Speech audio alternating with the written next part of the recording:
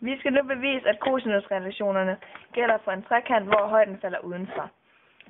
Og det gør vi ved hjælp af at bruge Pythagoras sætning for denne trekant, som er x i anden plus h i anden er lige med a i anden.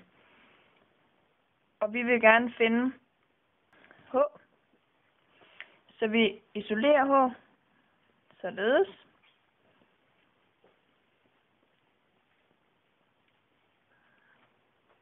Yes.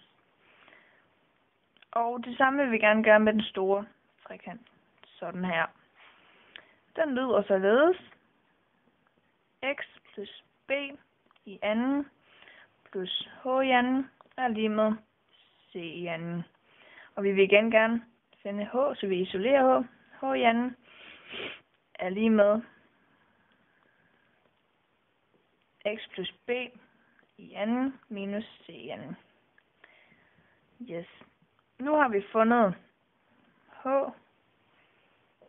her og her, så dem sætter vi lige med hinanden. Så x i anden minus a i anden er lige med x plus b i anden minus c i anden. Er lige med c i anden er lige med a i anden minus x i anden plus x plus b i anden. Og så vil vi gerne ophæve parentesen. Så fordi at vi har x plus b 2 gange.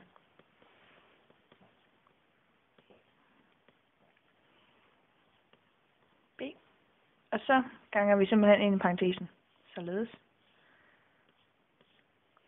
Så x gange x giver x i anden plus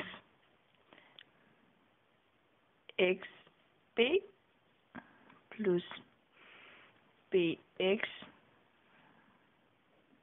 det er så gange her, plus bn. Og så sætter vi den lige ind her.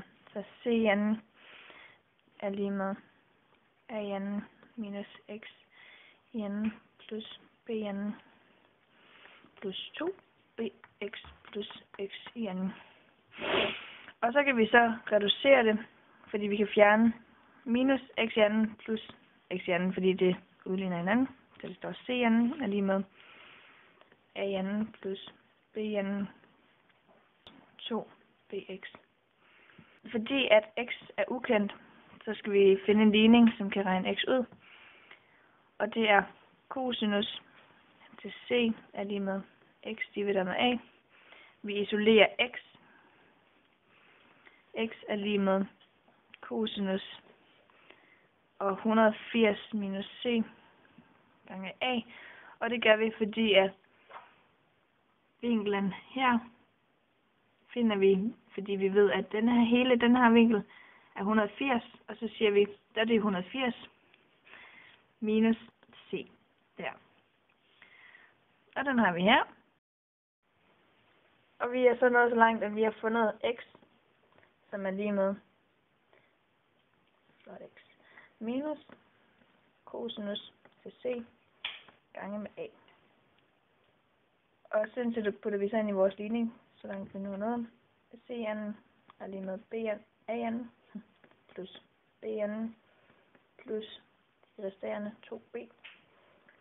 Og så havde vi jo x før, men det har vi så fundet ud af, at det er det samme som minus cosinus til c. Og så skal vi så gange ind i parentesen, men det behøves vi ikke, på grund af, at det er lige meget, om der står minus eller plus her, for de skal alligevel bare gange, så vi skifter bare fortegn. C'en er lige med A'en plus B'en minus 2b gange a gange cosinus til c. Og så har vi bevist den cosinusrelation.